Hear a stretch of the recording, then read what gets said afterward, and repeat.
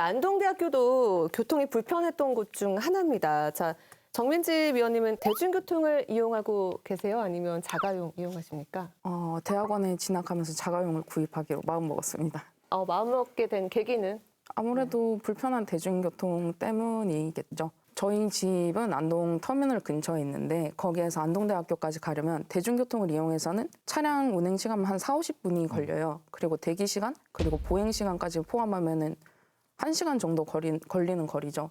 학교를 매일 왔다 갔다 한다고 했을 때 하루에 2시간씩 이동의 시간을 보낼 수 있느냐라고 판단하였을 때 개인 이동수단이 있는 게 나을 것 같다는 생각이 들었고, 또 학생으로서 지역에 거주한다는 거는 학원만이 아니라 저의 일상생활도 이 지역에서 해야 된다는 문제인데, 그럼 저의 생활 권역이 오로지 대중교통에만 의지하게 되면은 대중교통이 자주 가는 노선 위주로 제 생활권이 꾸려질 수밖에 없어요.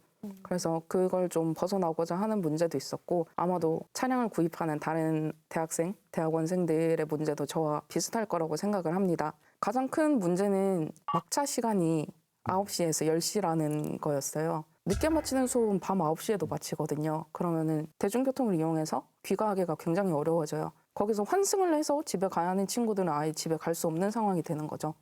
그런 점들을 모두 고려했을 때 저는 안동에서 학교를 다니려면은 대중교통보다는 개인 이동수단이 필요하겠다라는 생각을 했습니다. 그럼 대부분 친구들도 거의 뭐 자가용을 이용하는 친구들이 많겠어요. 그렇죠. 아무래도 자가용을 구입하려고 생각하는 친구들도 많고, 멀리 있는 친구들은 부모님이 계속해서 태워주시고 그런 친구들도 많습니다. 대학원에 가서도 부모님이 태워줘야 되는 문제들이 있습니다. 대중교통 이용하면서 갈아타고 또 배차 간격도 길고 환승 시간도 있고 학생들에게는 또 시간이 금 같은 건데 이런 부분에 있어서 좀 불편할 수밖에 없는 그런 상황입니다. 이렇게 안동에서 등하교 때 대중교통 문제가 있지만 봉화, 영양, 청송 등과 같은 교통 취약 지역에서도 학생들의 등하교 문제가 있고요. 이 이동이 쉽지가 않습니다. 이런 게 바로 이 청년들을 떠나가게 만드는 어떤 인구 소멸의 어떤 원인 중 하나가 아닐까 싶은데요. 지금 현재 보면 대규모로 정차를 해서 버스 운행하기에 현실적인 문제가 많이 있습니다. 그래서 우리 도에서는 올해 1월 달에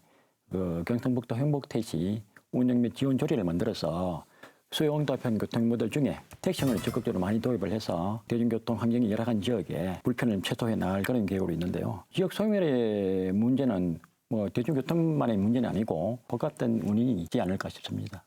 이게 닭이 먼저냐 달걀이 먼저냐 하는 문제인데요. 기농 기촌을 선택하는 사람들도 학교와 대중교통 요소를 가장 중요하게 보거든요. 이걸 보면서 앞서서도 잠깐 언급했었는데요. 일본의 경우에는 대중교통 체계를 짜는 데 있어서 우리로 치면 시군 단위와 도 단위가 함께 계획을 짜고 주민들 의견 수렴해가지고 행정구역상으로 같은 행정구역이 아니더라도 생활 반경이 함께 있게 되면 대중교통 체계를 같이 짜도록 하고 있습니다. 시군 간의 협의가 되면 우리도 가능한데 협의가 잘 되지 않죠. 이 부분이 되어야지 이 농촌 지역에도 새로운 인구가 또 올 수 있는 매개체가 되거든요.